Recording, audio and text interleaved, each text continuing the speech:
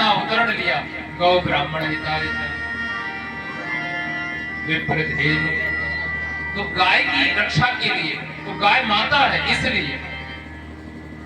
चूहे तक को देखिए कितनी बड़ी अच्छी व्यवस्था हमारी संस्कृति में है कि चूहा जो होता है जिसे बड़ी हेय दृष्टि से देखा जाए, उस चूहे को भी भगवान गणेश का सिंहा, उसका उनका सारथी, उनका वाहन वाहन अरे भूल गए, वाहन सवारी, उनका वाहन बना दिया। कभी कभी शब्द पता नहीं कहाँ चले जाते हैं।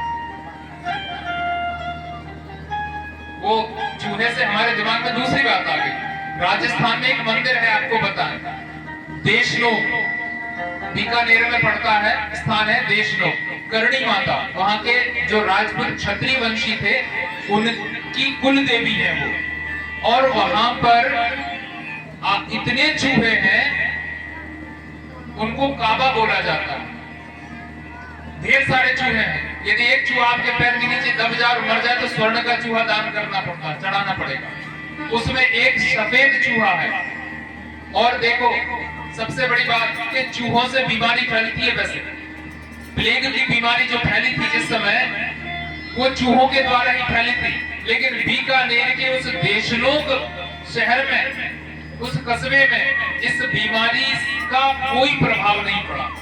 और उस मंदिर में भी उन चूहों से किसी प्रकार की कोई गंदगी नहीं होती। यत्र तत्र वो चूहे घूमते रहते हैं। उनके दर्शन करना भी दिव्य माना जाता है। चूहों की माता एकमात्र देवी है वो चूहों की माता। तो बड़े दिव्य दिव्य चमत्कार हैं हमारे भारत देश में, जिन्हें सोचो समझो।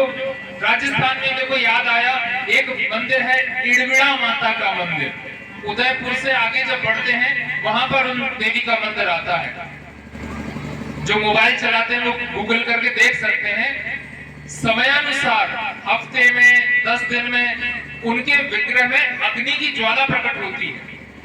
और उसमें जितनी वस्तुएं उनके शरीर, उनके विग्रह पर चढ़ाई जाती हैं, वस्त्र या नारियल जो भी है, जो भस्म हो जाते हैं, तो ऐसा माना जाता है कि मैया ने स्वीकार कर लिए। और बाकी के उसमें से भी शेष बच जाते हैं बिल्कुल फ्रेश, तो ऐसा माना जाता है कि मैया ने इनको स्वीकार नहीं किया। तो देखो क्या अद्भुत है, बड़े बड़े अद्भुत दिव्य माना जाता है। उसके दर्शन की बड़ी महत्ता है। माता का विशेष गण माना जाता है। सफेद चूहा जो है वो माता का विशेष गण माना जाता है, इसलिए उसके दर्शन का भी लाभ लिया जाता है। तो बड़ी बड़ी विलक्षणताएं हैं हमारी इस भारतीय संस्कृति में। इसीलिए तो